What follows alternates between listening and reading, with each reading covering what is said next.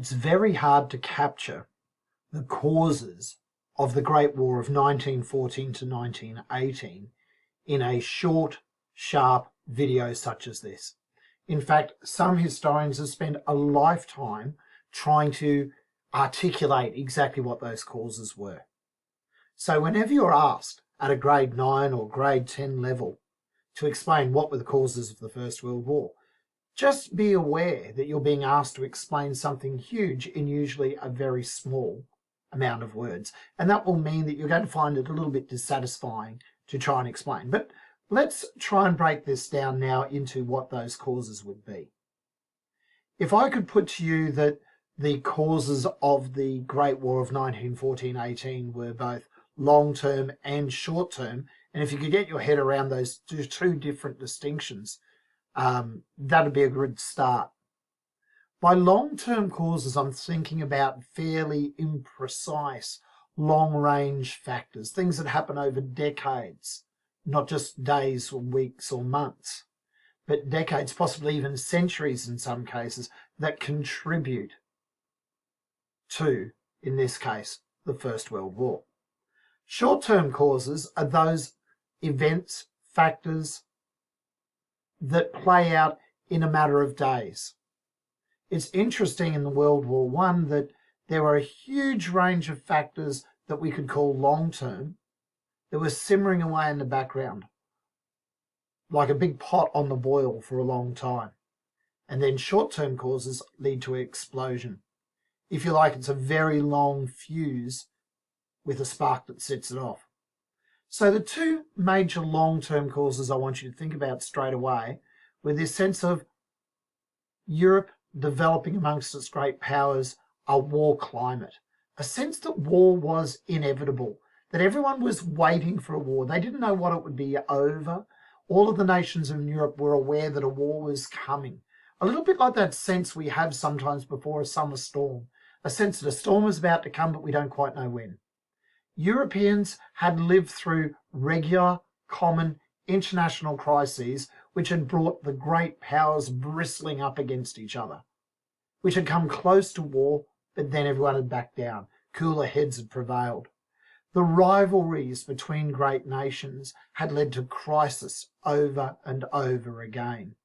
There was a sense by 1914 that war was going to happen. And in fact, in some people's case, I thought it might be better to get it over and done with when you felt that your country could win it. One such crisis amongst many crises that on its own doesn't sound very important actually led to the war. And it was the final, if you like, short-term cause of the war, the assassination of an Austro-Hungarian archduke, the heir to the Austrian Empire's throne.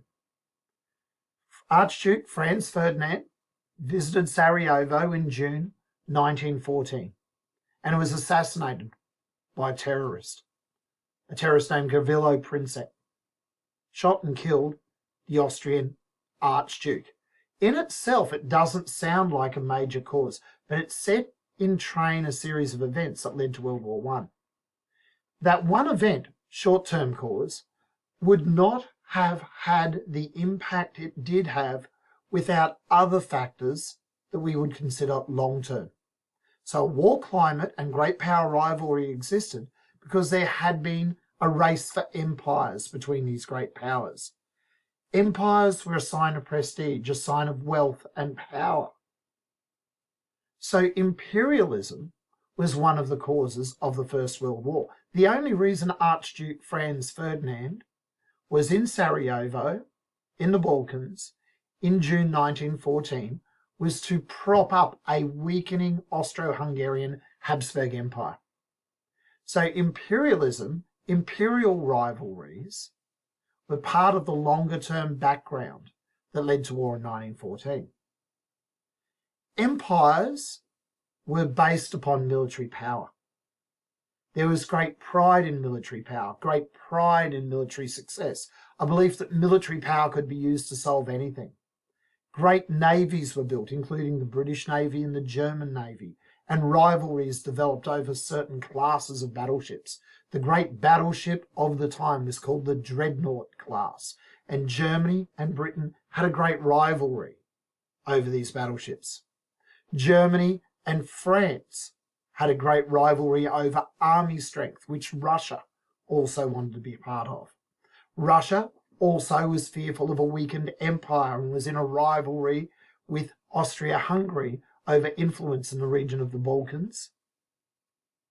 And this led to greater tension. So we've got these cross currents of all these different tensions going on. And now we mix into it another factor, aggressive nationalism. A sense that your nation is greater than others, that your nation is better. Sometimes it was even associated with race, that your nation, the group that you belong to, was superior to others. In Britain, there was even a term a name for it, called jingoism.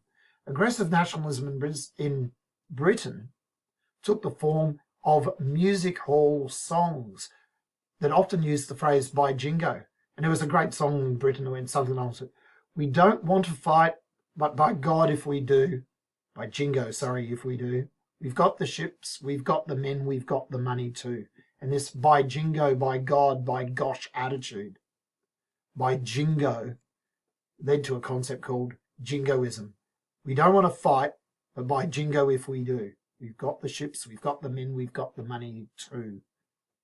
There was this nationalism also weakening the Austrian Empire. It was building up some nations, and other nations are being weakened. Empires are being weakened by nationalism. Balkan nationalism leads to the assassination of Archduke Ferdinand.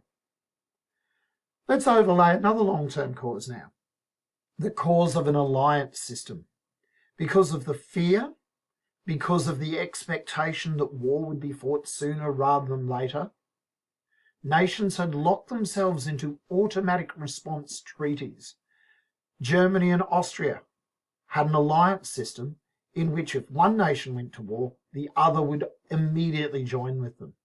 France and Russia also had an immediate response treaty that if either France or Russia was attacked, the one that wasn't attacked would immediately join in with them. So the Triple Entente, the Central Powers, had these alliance systems that locked everyone in. Germany was particularly worried about these alliance systems, the one between France and Russia, because it believed that it would be fought against by the French on one side and the Germans and the Russians on the other, and have to divide its army. So it developed plans in this war climate to defeat France quickly, so it could then turn its armies to fight against the Russians. All of this was well known in Europe. Let's add in another part of it then. So when our ultimate spark that led to the explosion of Europe, when the Archduke Franz Ferdinand was assassinated by a terrorist in the Balkans, Sarajevo, on the 28th of June, 1914, it led to the activation of a whole range of factors. Russia decides to defend the Balkan nation accused by Austria of sponsoring this terrorist attack, because Russia stood up to Austria, Germany stood up to France, and we had what's called the July Days, worth reading up on, where one after another nations of Europe choose a side and begin to mobilise for war. All except one, and it's the one that matters to us. August 4th, 1914 becomes very important in the story of Britain and Australia going to war. Because Germany was concerned about the French and Russian treaty system, alliance system, it decides to attack France quickly through the small neutral nation of Belgium. And on August 4th, 1914, German troops move into Belgium.